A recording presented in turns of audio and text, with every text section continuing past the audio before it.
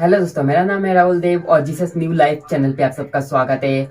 और एक बात मैं बोलना चाहूंगा, वीडियो को आखिर तक देखना क्योंकि ये वीडियो बहुत इंटरेस्टिंग होने वाला है और बहुत फायदेमंद होने वाला है। वीडियो को आखिर तक देखना और वीडियो अच्छा लगे तो लाइक करो, सब्सक्राइब करो, बेल आइकन कर दबाओ। चलिए चलते हैं।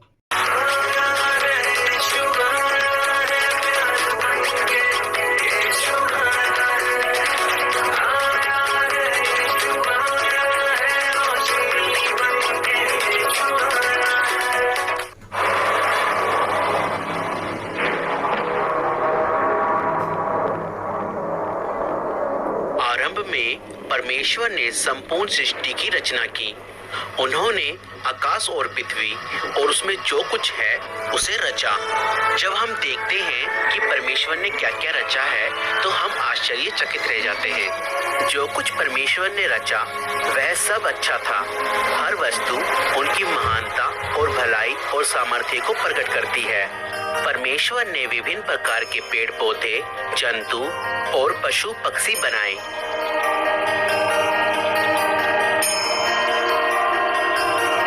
तब उन्होंने मिट्टी लेकर पहले मनुष्य को बनाया और उसके नथनों में जीवन फूंका। पूरी हो जाए, हाथों में तेरे जीवन है ये। पहला मनुष्य आदम कहलाया।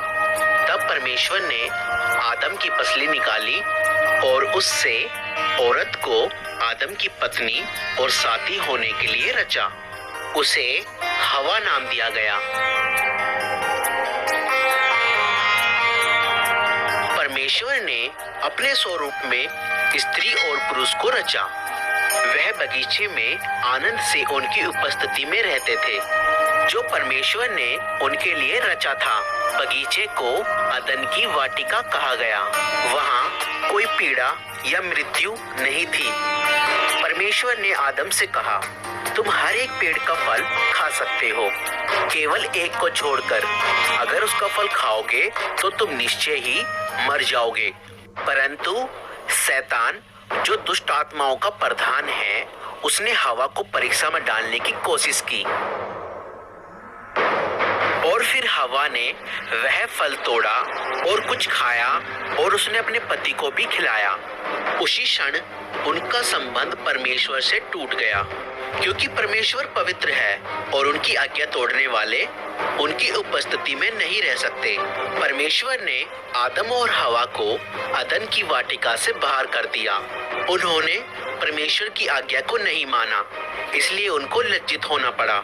उसके परिणाम स्वरूप आदम, हवा और उनका सारा वंश दुख और मृत्यु के भागीदार हुए। पर परमेश्वर बहुत दयालु हैं। उन्होंने मनुष्य से प्रेम करना नहीं छोड़ा।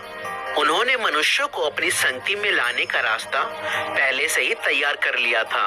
पवित्र शास्त्र में परमेश्वर ने अपनी इस योजना को प्रकट किया, जिसके द्वारा वह मनुष्य को उस दंड से जिसके वह लायक हैं बचाएंगे और उनके पाप और लज्जा को दूर करके अपनी संगति में वापस लाएंगे। भविष्यवक्ता अब्राहम पर उन्होंने अपनी इस योजना का एक भाग प्रकट किया।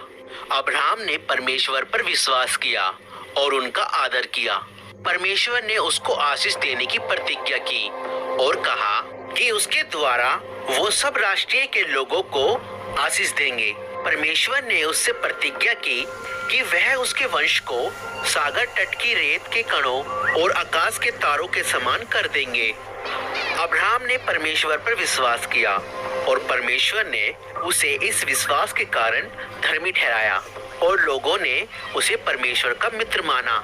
एक दिन परमेश्वर ने अब्राहम की परीक्षा ली कि वह परमेश्वर पर विश्वास करता है कि नहीं और उनकी आज्ञाओं को मानता है कि नहीं।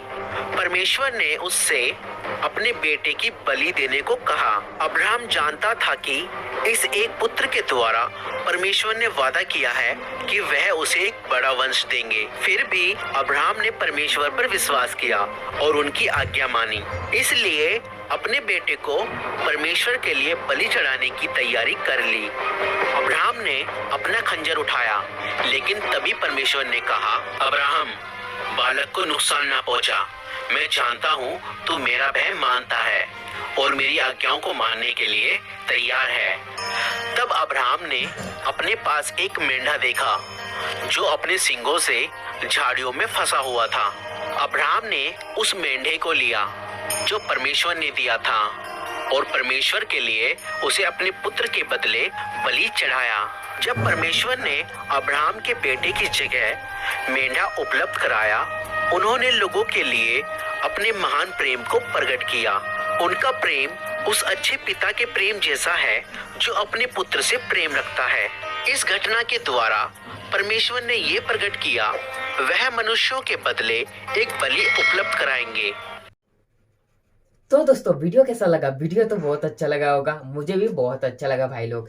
और एक बात मैं बोलना चाहूंगा, वीडियो के आखिर में, मेरे हर एक वीडियो के आखिर में आपको 2 क्वेश्चन मिलते रहेंगे और उन 2 क्वेश्चन का आंसर आप लोगों को देना है, ठीक है। सबसे नंबर 1 क्वेश्चन है कि परमेश्वर ने जो अब्राहम से वादा किया, आसमान के सितारों जितने उनके संतानें होंगे, क्या परमेश्वर ने उनके वादे को पूरा किया या नहीं? ये पहला क्वेश्चन है जो जिसका आंसर आप कमेंट सेक्शन में दे सकते हो। 2 नंबर क्वेश्चन है कि परमेश्वर अगर सच में अब्राहम के संतान का बलि मांगते और उसको मना नहीं करते तो क्या अब्राहम अपने संतान का बलि देता या नहीं? ये दोनों क्वेश्चन का आंसर आप लोगों को देना है। तो आज के लिए इतना ही, फिर मिलेंगे अगले न्यू वीडियो के साथ, न्यू क्वेश्चन के साथ। तो चलिए चलते हैं। सारे मसीह भाई बहनों को मेरे तरफ से जय मसीह दी, टाटा, बाय बाय एंड जय हिंद।